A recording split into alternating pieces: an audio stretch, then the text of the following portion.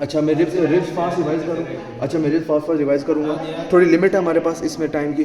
तो सबसे पहले जो सर ने पॉइंट्स बताया था मैं बताऊँगा। सबसे पहले सर ने बताया था कि जो फर्स्ट रिब है ये वाली, ये फर्स्ट रिब है हमारे पास। ये सारी रिब्स मैंने रखी हुई है और ये सारी राइट वाली रिब्स हैं। तो ये हमारे पास फर्स्ट रिब है और ये पता लग रहा है सबसे ज़्यादा थिकेस्ट एंड शार्पेस्ट और सबसे ज़्यादा स्ट्रॉन्गेस्ट रिब ही है। पॉइंट ख़त्म, ये पॉइंट बताना था। अब मैं आता हूँ। हाँ पेल्पेबल भी नहीं है, एक्स्ट्रा पॉइंट ऐड के सही किया। ये पेल्पेबल भी है या नहीं है?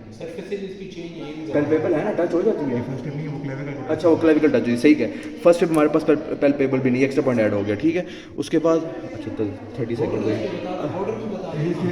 वो साइड डिटर्मिनेशन साइड डिटर्मिनेशन बाद में बताऊँगा। अच्छा ये ऊपर सुपीरियर बॉर्डर है और ये इन्फीरियर बॉर्डर है और इसमें ए टिपिकल बिहेवियर जो है वो मैं बाद में बताऊँगा, जो इसमें शो हो रहा है। अभी मैंने इस पर ज़्यादा टाइम नहीं लगाना। अच्छा इसके बाद मैं आगे चलता हूँ, ठीक है। इस ये फर्स्ट रिब हो गई है। अब सर ने इसके बाद क्या कहा था? सर ने कहा था अब सेकंड रिब हमें कैसे पता लगेगा सेकंड रिब है? सर ने कहा था जो इससे डबल साइज़ पे है, इससे डबल साइज़ पे है। इधर देखो कौन सी इससे डबल साइज़ पे, ये तो इसके बराबर आ रही है, तो डबल साइज़ पे सिर्फ ये वाली रिब है। तो ये हमारे पास है सेकंड रिब। यहाँ से मुझे पता लग गया this was the second rib. तो ये मुझे पता लग गया। पॉइंट दूसरा, ये सेकंड रिब की डिटर्मिनेशन होगी। ये सारी रिब्स पड़ी हुई हैं। अब मुझे कैसे पता लगेगा फ्लोटिंग रिब कौन सी जो एंड से ऐसे लटकी हुई होती है? फ्लोटिंग रिब सिर्फ ये है। कैसे मुझे पता लग रहा है? एंड से लटकी होती है और इसका जो एंड में ये टेम्पर्ड है, यानी नुकीला एंड है। बाकी का आप देखो कि किसी का भी टेम्पर्ड एंड नहीं है। तो ये 3 एटिपिकल रिब्स मैंने याद रख दी हैं। This was first, second and the floating ribs. और ये हमारे पास सारी आ गई टिपिकल रिब्स। हाँ 10 11 यानी ये है ना फ्लोटिंग रिब्स। वो एक मिस है, सर ने गिनी थी 11 रिब्स। 12वीं होती तो वो भी इस तरह की होती। 11th है ये 11 12 में से कोई है क्या? 12th है हाँ 11th सॉरी का तुम्हें 11 में से 11 होगी। में से। हाँ वो 2 रिब्स इसमें मिस हैं, यस इसमें रिब्स मिस हैं। तो अच्छा ये टिपिकल ए टिपिकल हमारे पास ये होगी और ये सारी हमारे पास जो है टिपिकल है। अब मैं इसके आगे थोड़ा सा और आगे जाता हूँ। अच्छा इसमें जो सर ने कहा था फ्लोटिंग रिब का टेम्पर्ड एंड होता है वो मैंने बता दिया। अब मैं 3 पॉइंट्स पे डिस्कस करूंगा। साइड डिटर्मिनेशन राइट और लेफ्ट कौन सी? पहला पॉइंट साइड डिटर्मिनेशन करनी। मुझे सर ने रिब दे दी है, बता कह रहे हैं कौन सी रिब है, ठीक है। मैं अब इसको आइडेंटिफाई करूँगा। अब मैंने इधर हाथ फेरा है, ये ब्लंट एंड है। तो मैंने इधर हाथ फेरा, ये थोड़ा सा शार्प एंड है, ठीक है ना। शार्प एंड को अब ये देखो, एक मिनट इधर आ जाओ, इस पर आ जाओ एक मिनट। अब ये देखो अगर मैं शार्प एंड को ऊपर रखता हूँ, ब्लंट एंड को नीचे रखता हूँ, तो ये ऐसे बन रही है रेड। लेकिन ये पोस्टीरियर ठीक है होना ना। चाहिए। हाँ और ये जो है ना, ये जो चीज़ है, ये जो आगे से ये बना हुआ है ना, ये जो है ना ये आगे लगता है। इधर कोस्टल कार्टिलेज अटैच होता है जो ये इस तरह बना हुआ है। तो इसको मैंने कोस्टल सर्फेस पे रखना है, ये तो मुझे पता लग गया। और मुझे ये भी पता लग गया जो ट्यूबरकल और ये हेड बना है ये पीछे वर्टिब्रा के साथ लगता है। तो कॉमन सेंस तो ये यूज़ होगी कि ये ऐसे ही आएगा, ठीक है ना। ये चीज़ पीछे है कि ये चीज़ आगे आएगी। अब मैंने इसको आइडेंटिफाई करना कौन सी स्पेस है। ये ऐसे भी आ सकता है और ऐसे भी आ सकता है, ठीक है ना। अब मैंने देखना इसमें, अब मैंने अब और आगे जाना है ना कि साइड डिटरमिन करनी राइट या लेफ्ट। तो अब मैं देखूंगा बॉर्डर ऊपर वाला उभरा हुआ और नीचे वाला शार्प किस तरह है। ये देखो ये उभरा हुआ बॉर्डर है, ये ब्लंट बॉर्डर है और ये नीचे शार्प बॉर्डर है। तो अब मैं इसको ऐसे रखूंगा, देखो उभरा हुआ border, blunt border, sharp border. ये कोस्टल सरफेस की आइडेंटिफिकेशन ऐसे दिखती है और हेड और नेक पीछे की तरफ वर्टिब्रा की तरफ। इन 4 पॉइंट से मैंने आइडेंटिफाई कर दिया कि ये इसकी राइट रिब है। तो side determination of the right and the left rib मैंने आइडेंटिफाई कर दिया इन पॉइंट्स से। ये मिनिमम पॉइंट्स हो गए। और कुछ ऐड करना है?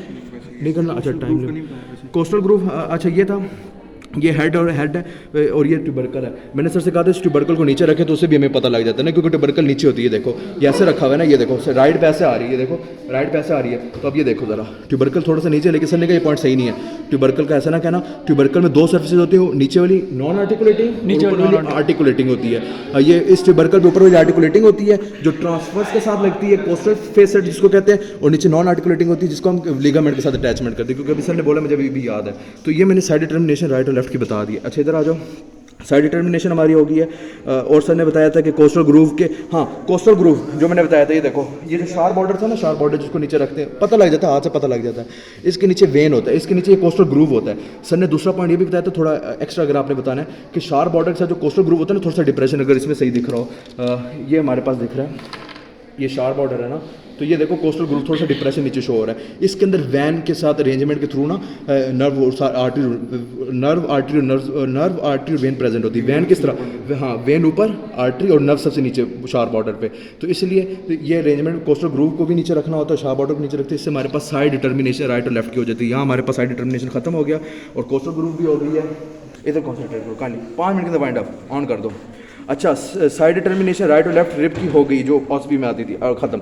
अब आता है टिपिकल और एटिपिकल की डिटर्मिनेशन। टिपिकल और एटिपिकल की डिटर्मिनेशन रिब्स की, और टिपिकल और एटिपिकल की डिटर्मिनेशन हमारी है थोरेसिक वर्टिब्रा की, जो फर्स्ट ईयर एमबीबीएस में इंक्लूड है, ठीक है ना।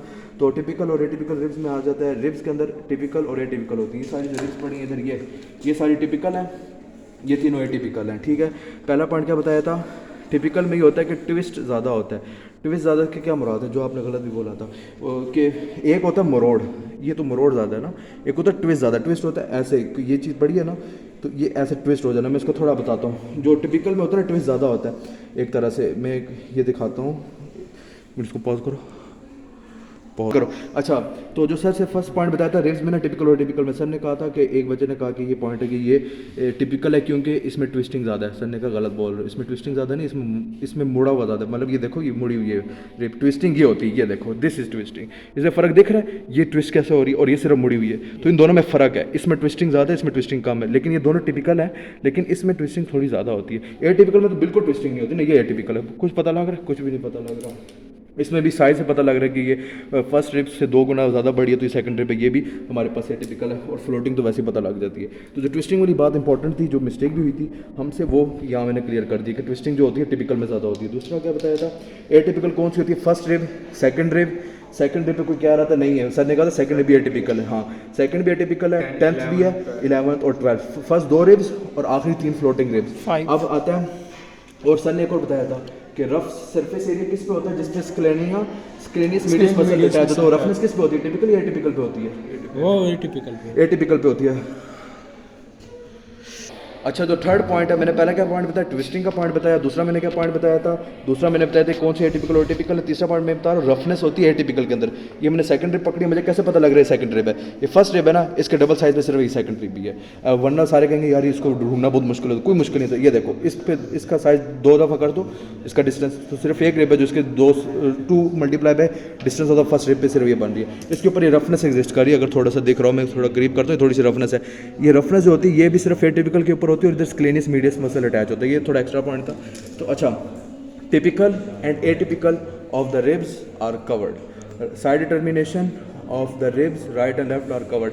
अब आते हैं typical and atypical of the vertebra. ठीक है, ये सारा हो गया। अब इस वर्टिब्रा पे आते हैं, ठीक है ना। अब इस पे थोड़ा ध्यान। अच्छा, इस वर्टिब्रा में हमारा जो इंक्लूड है वो थोरेसिक वर्टिब्रा है, ठीक है। थोरेसिक है, ये थोड़ा एब्डोमिनल सेक्शन और थोरेक्स रीजन में थोड़ा जो पीछे वर्टिब्रा होता है वो आता है। तो थोरेक्स, अब आते हैं हम थोरेक्स वर्टिब्रा के ऊपर। थोड़े मैं कुछ पॉइंट्स ऐड कर देता हूँ, थोड़ा सा टाइम थोड़ा कम है। अच्छा, तो मैं थोड़े से पॉइंट ऐड कर देता हूँ जो इंपॉर्टेंट पॉइंट्स होते हैं। पहले तो मैं इसको ढूंढ लूँगा ना कि कौन सी है, तो मैं अभी देख रहा हूँ कि मैं अभी देख रहा हूँ मैं कैसे ढूंढूँगा। ये हाँ, ये लंबार है, बहुत बड़ी बॉडी लंबार पता लग रहा है। तो अभी मैंने लंबार के थोड़ा सा ऊपर ही जाना है। ये देखो बॉडी चेंज होती जा रही है। हाँ, ये देखो बॉडी थोड़ी चेंज होती जा रही है। मैंने यहाँ पकड़ा था ना, ये देखो, ये किडनी शेप थी ना, किडनी शेप क्या थी, लंबार। सही बता रहे बिल्कुल। हाँ, ये मैं ऊपर जाता जा रहा हूँ, थोड़ी बॉडी चेंज होती जा रही है, बॉडी चेंज होती जा रही है, फिर चेंज हो रही है बॉडी। ये आ गई मेरे पास vertebrae of the thoracic lumbar, ठीक है ना। नहीं, थोरेसिक वर्टिब्रा आ गई है। मैंने पकड़ना यहाँ से शुरू किया, जो सबसे बड़ी बॉडी थी यहाँ से पकड़ा, ऐसे से ऊपर आता गया। बॉडी छोटी होती गई। जब बॉडी इस तरह आ गई, मैंने कह दी ये देखो हार्ट शेप थोड़ी आ गई, ये किडनी शेप है, थोड़ा सा फर्क है, और बहुत बड़ी बॉडी, यहाँ से ही पता लगता है। तो ये मुझे पता लग गया ये थोरेसिक वर्टिब्रा आ गई है। अब इसमें 2 चीज़ें जो कन्फ्यूजिंग है, हाँ सर्वाइकल, ये सर्वाइकल है जिसके अंदर 2 कोस्टल फेसेट होती है, लेकिन ये हमारा सिलेबस नहीं है। हाँ, कोस्टल फेसेट है, लेकिन ये हमारा सिलेबस में नहीं है, तो मैंने थोरेसिक भी रहना है। अभी हमने थोरेसिक भी रहना है, ठीक है, थोरेसिक पे हम रह रहे हैं। अच्छा, हम आगे थोरेसिक वर्टिब्रा के ऊपर। इस पे 2 पॉइंट्स है जो बताने में थोड़ा कन्फ्यूजन होती है। वो ये है कि लैमिना किन 2 चीज़ों को आपस में कनेक्ट करता है और पेडिकल किन 2 चीज़ों को आपस में करता है। तो उससे पहले मैं थोड़ी चीज़ें बता दूँ। ये स्पाइन है, ठीक है ना, बता रहा हूँ आपके सामने, ऑन करो। तो डॉक्टर नसीर ने बोला था जो लेमिना होता है वो स्पाइनस प्रोसेस को ट्रांसवर्स प्रोसेस से अटैच करता है। ये क्या है, ये स्पाइनस है, ये ट्रांसवर्स है। ट्रांसवर्स जो साइड पे हॉरिजॉन्टली निकला होता है, इन दोनों के दरमियान ये जो टच हो रहा है पॉइंट, ये वाला पॉइंट, ये हमारे पास हो गया लेमिना। सही बता रहा हूँ ना, सही है। और जो ट्रांसवर्स को बॉडी के साथ अटैच, नहीं आगे क्या लिखा है, पेडिकल जो बॉडी को वर्टिब्रल आर्च से अटैच करते हैं। ये देखो, ये बॉडी है और ये वर्टिब्रल आर्च है, इन दोनों को अटैच करने वाला ये जो दरमियानी हिस्सा है, इसको हम कहते हैं पेडिकल। तो पेडिकल और लेमिना में थोड़ा फर्क होता है, थोड़ा सा हमें देखना पड़ता है। इसके बाद हम आ जाते हैं, मैं थोड़ा सा पहले पॉइंट कवर कर रहा था वर्टिब्रा के, फिर मैं उस पर आता हूँ। Typical and atypical vertebrae. तो ये मैंने पहले थोरेसिक पकड़ ली। थोरेसिक में जो होता है, एटिपिकल सिर्फ 4 होती हैं, तो 10, 11, 12 एंड 1, ठीक है ना। तो उसमें फ़र्क ये होता है कि उससे पहले मुझे थोड़ा ये चीज़ें बतानी पड़ेंगी कि इसमें ना एक तरफ 2 डेमी फैसेट्स होते हैं। ये आपको दिख रहे होंगे 2 फैसेट्स, एक ये बना हुआ है फैसेट और एक ये थोड़ा सा ऊपर ये फैसेट बना हुआ है, एक थोड़ा सा ये फैसेट बना हुआ है और एक थोड़ा सा ये फैसेट बना हुआ है। तो ये हमारे पास 2 फैसेट एक साइड पे, टोटल 4 डेमी फैसेट्स है। तो टिपिकल में ना हमारे पास जो T2 से T9 है, उसमें हमारे पास जो फर्स्ट पॉइंट है कि इसके पास 2 डेमी फैसेट्स होते हैं। ये पॉइंट हो गया। जो एटिपिकल है, मैं आगे जाऊँगा देखना। आगे जैसे ही टिपिकल थोरेसिक नीचे जाती है ना, तो जैसे जैसे सर ने बताया था ना कि एक चीज़ से दूसरी चीज़ रंग पकड़ती है, वो ऐसी है कि थोरेसिक लंबर पे जाते जाते लंबर की तरह बनने लग जाती है। ये देखना, ये लंबर तो है नहीं ना, लंबर नहीं है ना, लंबर है। अच्छा ये जो जिस पे रेड लगा हुआ है ये हमारे पास थोरेसिक है। अब ये देखो, ये लंबर की तरह इसकी बॉडी बड़ी होगी, ये T12 है लिखा हुआ भी है इसके ऊपर, ठीक है ना। ये इसके देखो, ये बॉडी बहुत बड़ी हो गई है और इस पर डेमी फेसेट का भी फ़र्क आ गया। ये देखो रेड वाला एक ही डेमी फेसेट है और इस पर कितने हैं, तो 2 हैं छोटे छोटे, और ये फुल फेसेट है, डेमी भी नहीं है, ये फुल फेसेट है और ये 2 डेमी फेसेट है, ये दोनों में फ़र्क आ गया। तो first difference between the typical and the atypical thoracic vertebra is the demi facets. Typical has only 2 demi facets and atypical thoracic vertebra has 1 full facet. तो ये फर्स्ट डिफरेंस हो गया। और the body of the atypical is very big and the typical is very small, ठीक है, second difference आ गया। और third difference is कि जो इसकी स्पाइन होती है, कि अब मैं देखना कंपेयर करने वाला हूँ। ये देखो इसकी जो स्पाइन है ये वाली, ये टिपिकल और ये टिपिकल है, इसकी स्पाइन नीचे है, डाउनवर्ड है, और थोड़ी ये है हॉरिजॉन्टल, और ये इस तरह शेप की है। इसकी स्पाइन देखना क्वाड्रेंगुलर होगी, ये देखो क्वाड्रेंगुलर क्यूबिकल शेप, इसकी शॉर्ट स्पाइन हो गई है। तो इसका जो थर्ड डिफरेंस है between the thoracic and the thoracic vertebra typical and thoracic vertebra atypical में स्पाइन भी हो गया। मैं कवर करता हूँ, Demi facets, body and spine, और ये हमारा थोरेसिक वर्टिब्रा कंप्लीट हो गया। एंड में कुछ MCQ वाले पॉइंट थे कि जो हमारी बॉडी के अंदर कॉन्वेक्स शेप बनती है। सबसे ऊपर पहले कॉन्वेक्स होता है ना, ऊपर कॉन्केव, एंटीरियरली क्या होता है, अच्छा एंटीरियरली ये देखो केव लाइक कॉन्वेक्स, फिर कॉनकेव, फिर कॉन्वेक्स, फिर कॉनकेव। तो जो कॉन्वेक्स शेप होती है ना, जो निकली हुई शेप होती है, ये हमारे पास सेकेंडरी शेप होती है। इसकी रीज़न क्या है, क्योंकि हम आप बर्थ हुई थी तो हम पहले कॉनकेव में ही थे, तो जो कॉनकेव शेप थी हमारी वो प्राइमरी शेप होती है। तो ये पॉइंट पूछा जाता है। दूसरा पॉइंट क्या था कि कुछ पॉइंट जो हमने गलत बताए थे उसकी मैं गलती भी यहाँ से बताऊंगा कि सर से सर ने बताया था कि ये जो 2 वर्टिब्रा हैं इनको मैं आपस में जोड़ता हूँ, मुझे पॉइंट याद आ गया। ये दोनों थोरेसिक ही है ना, हाँ थोरेसिक ही है। ऑन कर दो, कर दिया ऑन, ये लो। अच्छा ये 2 थोरेसिक वर्टिब्रा, इन दोनों को मैं आपस में जोड़ रहा हूँ, ये जोड़ दिया। ये जो दोनों आपस में कोस्टल फेसेट के दौरान में जॉइंट बन रहा है ना, ये जो बन रहा है, ये जो आपस में अटैच हो रहा है, ये जो नहीं हो रही चीज़ें, इन दोनों के दौरान जो जॉइंट है हमारे पास सेकंड कार्टिलेजिनस सिम्फिसिस वाला जॉइंट है, ये मूवेबल है, और ये लॉन्ग द मिड लाइन है, मतलब ये सारे मूवेबल होते हैं, जैसे प्यूबिक सिम्फिसिस, ज़ीफी स्टर्नल वाला जॉइंट, और ये सारे ये मूवेबल होते हैं। ये मैं बता रहा हूँ, ये वाला जॉइंट है, इस पर कंफ्यूज नहीं होना। और अब ये जो 2 डिस्क के दरमियान जॉइंट है, जो 2 डिस्क के दरमियान जॉइंट था हमारे पास, वो फर्स्ट कार्टिलेजिनस नहीं, एक मिनट।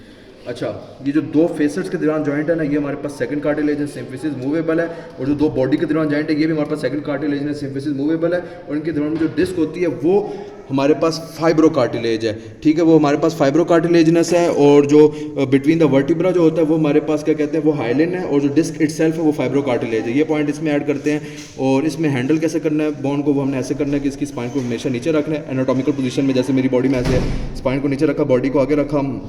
और जो इसमें ये बताया था कि जो बड़ा फेसेट वाला जो जॉइंट है, जो एक मिनट, जो ये जॉइंट था ना जो 2 फेसेट के दौरान बनता था, इसको हम ज़ाइपोफिजियल जॉइंट भी कहते हैं, इसका मुश्किल नेम भी, और इसको वैसे फेसेट जॉइंट भी कहते हैं, और ये नीचे आता है, ठीक है ना। और ये देखो ऊपर वाले का जॉइंट पीछे आ रहा है, ऊपर वाले का जो बोन है, ऊपर वाली जो वर्टिब्रा उसका जॉइंट पीछे आ रहा है, और नीचे वाले वर्टिब्रा का जॉइंट आगे आ रहा है। ये पॉइंट थोड़ा सा कंफ्यूजिंग होता है। इसकी एनाटॉमिकल पोजीशन भी हो गई है, साइड डिटर्मिनेशन राइट लेफ्ट भी हो गया, टिपिकल एटिपिकल भी हो गया, टिपिकल और एटिपिकल थोरेसिक वर्टिब्रा भी हो गया, टिपिकल और एटिपिकल रिब्स भी हो गए हमारे पास। इसके अलावा आई थिंक सो इसके ऊपर कुछ भी नहीं, और ये हमारी सारी रिब्स एंड वर्टिब्रा डिकोड हो गई।